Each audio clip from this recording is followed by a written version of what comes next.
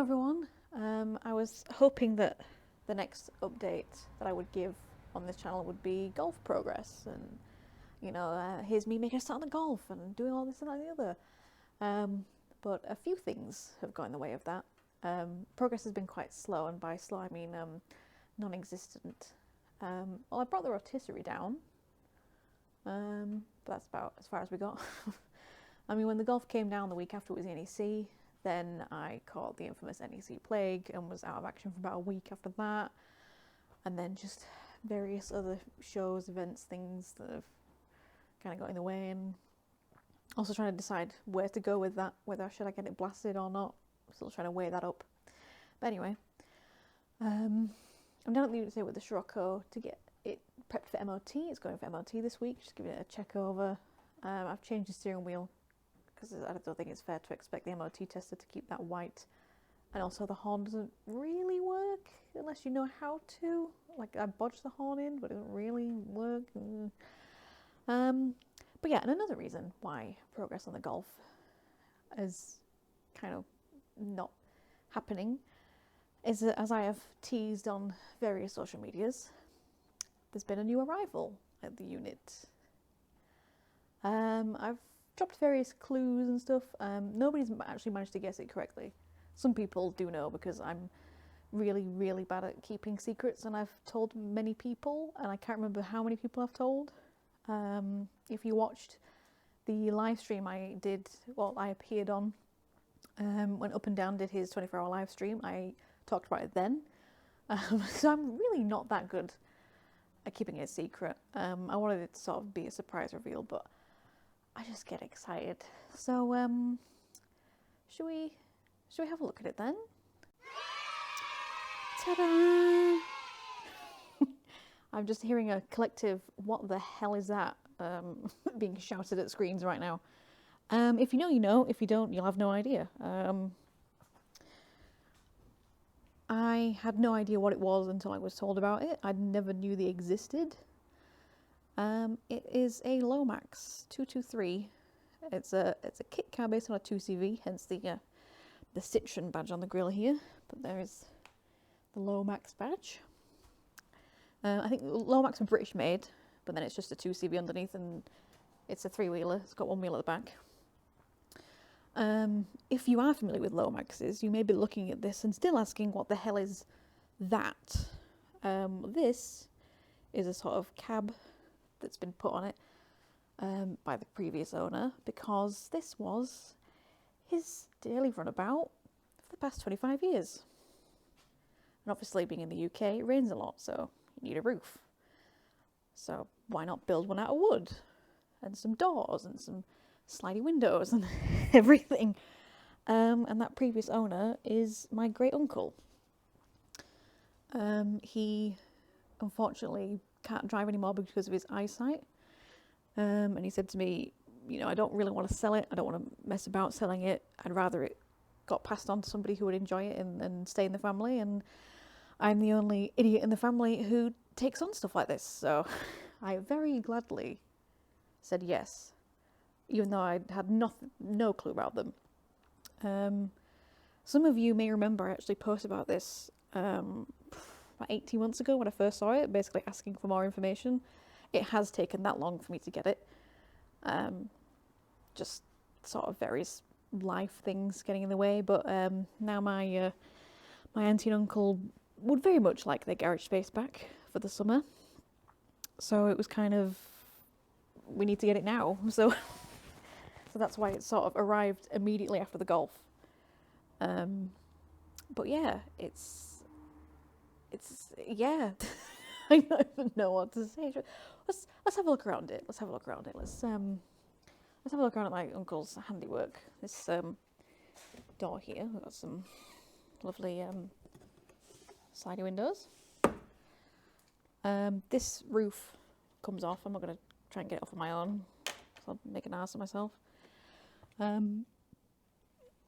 But yeah, so I'll give you a rundown of everything in the interior. These are the indicators. I think that's right, that's left. And headlight flashes. In fact, Also, unless you're over the height of about 5'2", you're probably not going to fit in this. Thankfully, I come from a long line of short asses, so I fit in it just right.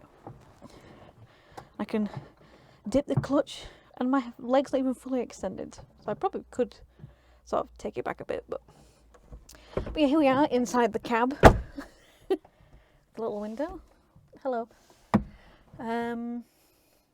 So we've got our voltmeter, a fuel tank, mileometer. I don't know if that works yet or not, because I haven't taken it on the road yet. I've had a quick whiz around the yard of the unit, and it's actually a lot easier to drive than I thought it would be. So we've got, that's our ignition. So it comes to life quite quickly. The fuel gauge, as far as I can tell, is quite accurate. The tank only holds 15 litres, and I've filled this 10-litre jerry can and put that in it yesterday to get it going. And it's showing about, just over half a tank, so that seems about right. This is not the ignition light, this is the oil pressure light. So if your green light's on, that's not good. Those are washer jets. Oh, not working. I need to start. That's the choke. You got headlights, wipers. Oh god. Oh, they don't park. Oh, okay. Here's your aircon. Oh, just a layer box. There you go. It's air conditioning. SIG light, which does work because my dad put it on whilst the car was running and it went. Clock that doesn't work. These are the gear stick. That, believe it or not, that is in gear. I don't know. I've already stalled it by lifting the clutch up with it in gear before. I'll just turn that off to not drain the battery. I don't know if this is normal for like 2CV derived vehicles. But you've got across and up is reverse, and you've got first, second, third, and then you have to take a small day trip to get to fourth, which is up here. My uncle said for the first 2 weeks he owned this, he didn't realise it had a fourth. Yeah, what else? I'm going to see if it starts. I'll make sure that is out of gear. So that's third. That's... Oh, what key is that then? Wait, hang on. First, second, third. That's something. But then, what's that? Oh, now I'm confused. Anyway, got your horn buttons. You've got some little skylights here. So let's see if we can get it started. It's been sat for 3 years.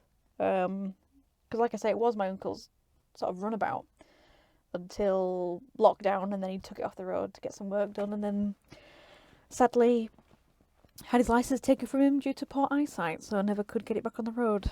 So here it is. So I'm gonna see if it'll start. I'm gonna put a bit of choke on. The choke cable's a bit dodgy. Make sure you know what? I'll just do the clutch to be on the safe side.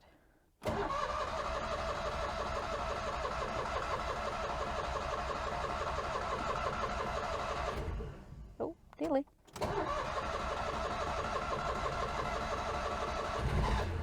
Oh, nearly.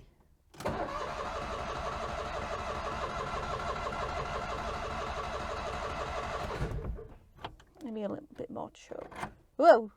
See, it's really weird. It looks like it pulls out that way and then it comes out even further. That's right. Okay.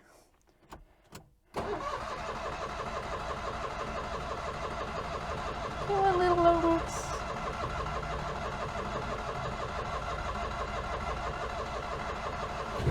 Oh, there we go. It's alive.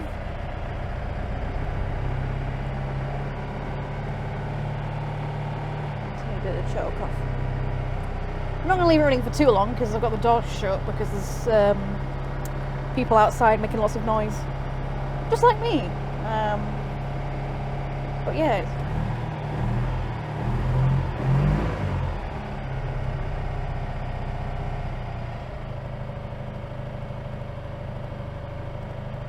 I don't want to turn it off whilst it's... I want the oil circulate a bit.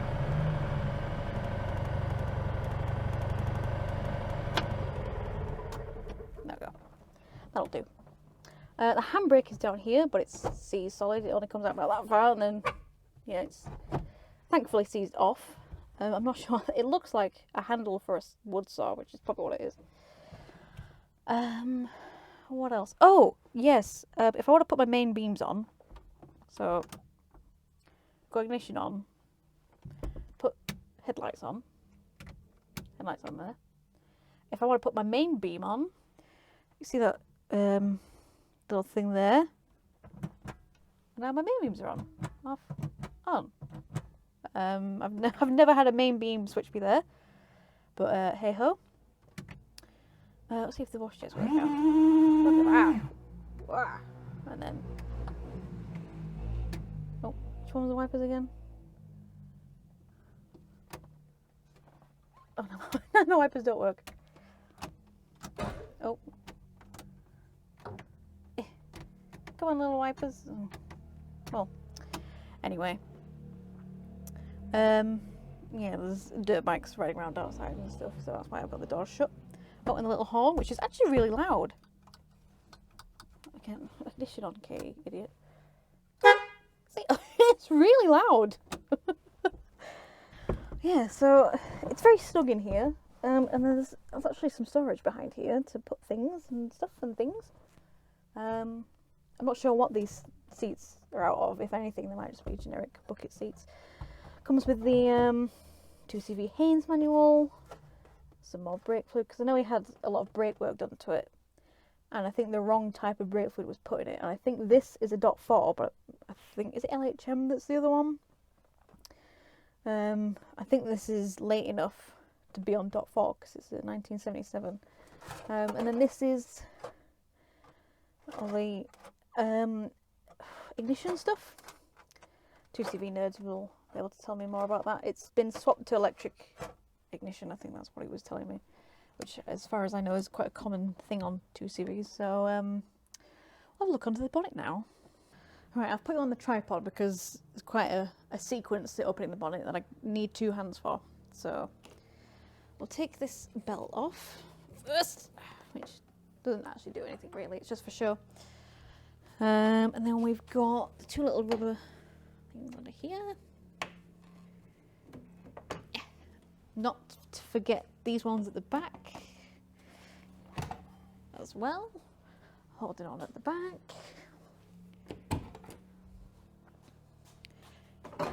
And there we go. We've got our little bonnet stay, which comes out and sits somewhere. Where does it sit? I don't know where it's. Oh, in there? No, yeah, no. You know what? We'll put it there. Well, yep, there. On the airbox. That'll do for now. So yeah, it's a 2CV engine. It's the 600cc one. I don't know anything about 2CVs, so engine.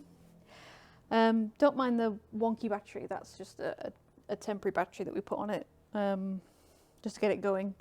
It's actually a spare battery for the Audi. That it doesn't fit, so I'm not going to keep it there. I'm going to get one when I go back to work tomorrow, because I'm not paying normal price when I can get trade price when I wait until I go back to work. Thank you. But yeah, in fact, I'll bring you in and we can have a closer look. So, having a closer look, this is the 600cc 2CV engine. That's about all I know, because I don't know anything about 2CVs. The name 223 for the Lomax comes from having 2 seats, 2 cylinders and 3 wheels. Pretty straightforward. A 224 would be with 4 wheels, and then a 323 would be a 3-cylinder, I think. And yes, if there's anybody out there doing a reg check on this, yes, it is registered as 224, but it's 223. I don't know why it's registered as 224. If you're reg checking it, you're an idiot anyway. So it's had a new carb. That looks nice and new. And then it had a lot of work on the brake lines. Now, 2CV and Lomax people, is this normal? This doesn't look normal to me, but it might be. Is this normal? I mean, I guess maybe it is, I guess, because if it went from there to there, it'd probably get too hot. But yeah, it had a lot of work done to it over lockdown, but unfortunately the mechanic that did the work passed away from COVID, so I can't exactly ask him to what he did. my uncle told me that the coil can get really hot and it won't start again. So if you like go out for a drive, you sometimes have to wait quite a while for it to get going again. I'm guessing this is common on all of them and 2CV, so any remedies for that perhaps would be recommended. But yeah, to be fair, it didn't really take a lot to get going considering it's been sat for 3 years. Like I said, we just put a battery on it because that's the old one down here. As you can see, it's quite crusty and I think it's quite old. But yeah, so this wooden top will more than likely be coming off. I was originally thinking of keeping it because obviously my uncle went to a lot of effort to make it, but he said to me when we picked it up, he said if I was you, I'd take it off and just revert it back to just an open top Lomax. So that's the plan. The only thing is it's been chopped down here to make it lower for entry, so I might have to come up with something there because otherwise I'm going to be hanging out of it when I'm driving it. Well, I'm probably going to be hanging out of it anyway, but what else is there? Oh, this was one of the hints I posted. I didn't know this is a Rover P6 fuel cap. Thank you to the people who told me about that. But yeah, the plan is to take all of that off, get it back to being a proper Lomax. They're all Kit Kats, so they're all unique. And honestly, the aim is to just enjoy it because, like I said, I've driven it around the yard of the unit. I'll put the video in of me driving it around.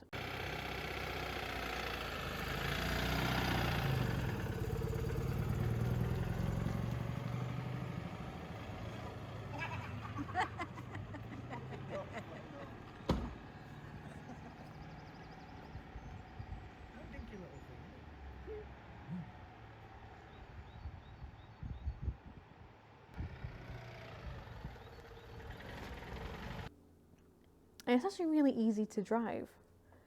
And I can imagine when it's out on the road, it's going to be heaps of fun. So, one thing that I have, well, I guess from just driving around the yard, I've noticed is that it seems to feel like it has turbo lag, is the only way I can describe it. Again, having never had anything to do with anything like this, is that normal? Is it the clutch? Or what? I don't know. It just seems like under load, it seems to not really have anything to get going sometimes. I don't know if I'm describing it properly.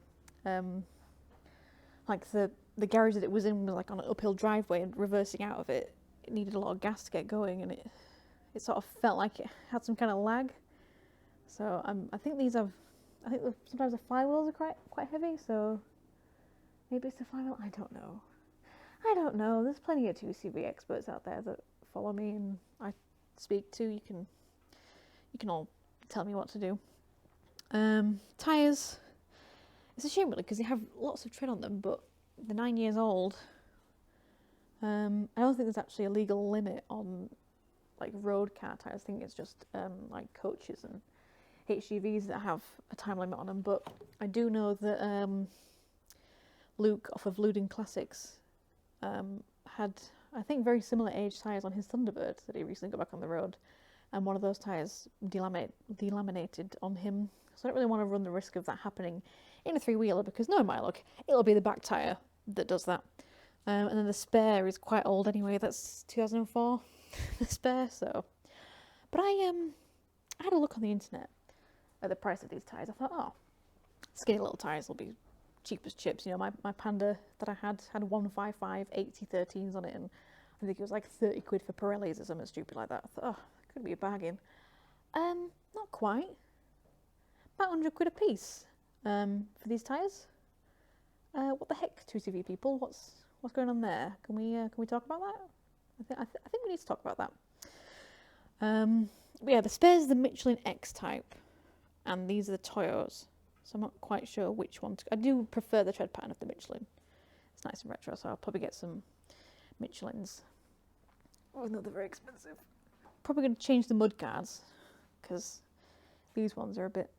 Well, to be fair, they're too big. The exhaust when you're on full lock rubs here. No, I don't know why the subframe's green either. I don't know. But yeah, it's got its little side pipe, little tiny pea shooter. But yeah, I absolutely love it, and I'm so excited about it. I really want to get it on the road for the summer and get out in it and just enjoy it. It's nothing that I ever would have bought myself if I hadn't been offered it. I didn't even know anything about them until I was shown it. So yeah, if you didn't know about this and you were guessing, I don't think any of you would have got it.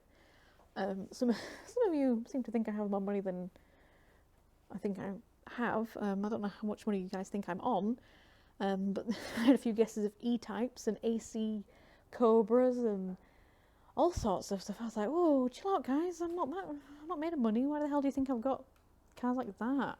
And no offense, Sylvester, but short cars haven't quite skyrocketed in price yet either. Skyrocketing. It's good though, because people call them skyrockets. Anyway, so yeah, that's the new car. If you can call it a car. I guess it's a car. Yeah. It's a Lomax, and I can't wait to get it on the road and do more bits and bobs with it. So yeah, stay tuned for more Lomax and golf stuff. If you guys have any tips for what I should do with that, I'm all ears. Is getting the shell fully blasted worth it? Is it going to be more of a headache? Should I just treat the bits that are on it now? Should I sandblast it myself in here? Because we've got a massive compressor there that could probably do it. Let me know. And any tips and tricks for 2CV/Lomax ownership are very much appreciated. Yeah, I'm very, very excited about this. So thank you for watching, and subscribe for more.